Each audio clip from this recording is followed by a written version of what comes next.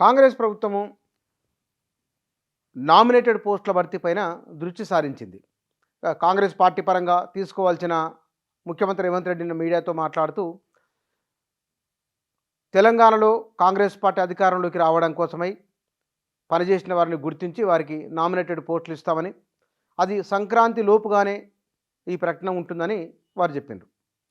ఇక్కడ ఎమ్మెల్యేలుగా పోటీ చేసి ఓడిపోయిన వాళ్ళు ఉన్నారు, మాజీ మంత్రులు ఉన్నారు, దశాబ్దాలుగా కాంగ్రెస్ పార్టీని నమ్ముకొని ఉన్నవాళ్ళు ఉన్నారు. ఇలాంటి వారికి తొలి విడతలో కొంతమందిని గుర్తించి వారికి నామినేటెడ్ పదవులు ఇస్తామని, స్వయంగా తనకు సన్నిహితులైనప్పటికీ, తన బంధువులు, తన మిత్రులు అయినప్పటికీ అలాంటి వారికి ఉండదని, పార్టీ కోసం పనిచేసిన వారికే నామినేటెడ్ పదవులు ఇస్తామని వారు అన్నారు. దీనిపైన ఇప్పటికే ఒక కసరత్తు పూర్తయిందని, ప్రజాపాలన పూర్తయిన తర్వాత బహుశా సంక్రాంతి లోపుగానే ప్రజల ఢిల్లీకి వెళ్ళి ఆ జాబితాను అధిష్టానం ముందుంచి వారికి పదవులు ఇస్తామని చెప్పడం. పార్టీలో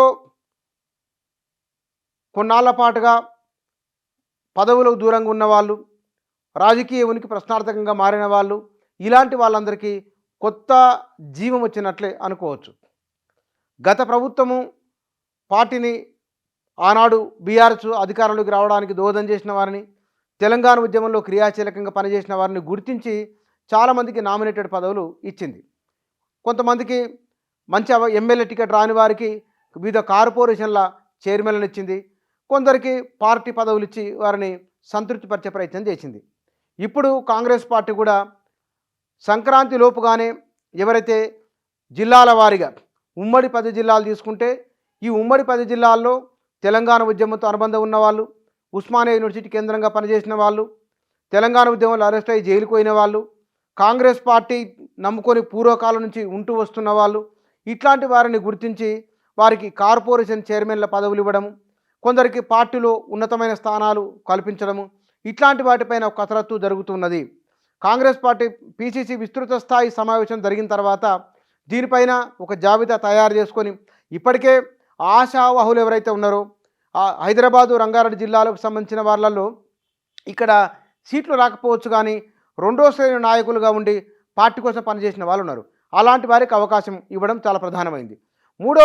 రెండోది మహబూబ్నగర్, రంగారెడ్డి, నల్గొండ, ఈ 3 జిల్లాల్లో కని విని ఎరగని రీతిలో కాంగ్రెస్ పార్టీకి సీట్లు వచ్చినాయి. కాబట్టి ఈ జిల్లాలో పనిచేసిన నాయకత్వం ఉన్నది. వారు 10-15 సంవత్సరాలుగా అధికారానికి దూరంగా ఉన్న వాళ్ళు, అవకాశాలు లేక ఎవరు పట్టించుకోకుండా ఉన్న వాళ్ళు ఉన్నారు. అట్లాంటి వారిని గుర్తించి రేవంత్ రెడ్డి ఈసారి అవకాశాలు ఇస్తారని అట్లాంటి వాళ్ళు భావిస్తున్నారు. ఇక మూడో పాయింట్, ఉత్తర తెలంగాణ జిల్లాలో ప్రధానంగా వరంగల్ జిల్లాలో కూడా అన్ని స్థానాలు వస్తాయని ఎవరు ఊహించలేదు. వరంగల్ జిల్లాకు సంబంధించిన బీసీలలో 2-3, ఓసీలలో 1-2కి నామినేటెడ్ పోస్టుల అవకాశం ఉన్నట్టు తెలుస్తున్నది. ఇట్లా ఉత్తర దక్షిణ తెలంగాణలు, హైదరాబాద్లో సీట్లు రాకపోయినా సరే పార్టీని నమ్ముకొని ఉన్నవారు ఇక్కడ పార్టీని రివైవ్ చేయాల్సిన అవసరం ఉన్నది. కాబట్టి ఇక్కడ దీంతో పాటుగా మనం ఈ 64 స్థానాలు కాకుండా రెండో స్థానంలో ఉన్న, అంటే కొద్ది ఓట్ల తేడాతో బీఆర్ఎస్ గెలిచిన స్థానాలు కూడా ఉన్నాయి. అక్కడ ఆ జిల్లాలో కూడా పట్టు నిలుపుకోవాలంటే అక్కడి వారికి కూడా నామినేటెడ్ పోస్టుల వారికి అవకాశం ఇవ్వాలని కూడా కాంగ్రెస్ పార్టీ భావిస్తున్నది. కాబట్టి ఈ జాబితాను తయారు చేసుకొని ఈ వారం 10 రోజుల లోపల, ఎక్కువ లేదు, వారం 10 రోజుల లోపలనే నామినేటెడ్ పోస్టులు భర్తీ కాబోతున్నాయి.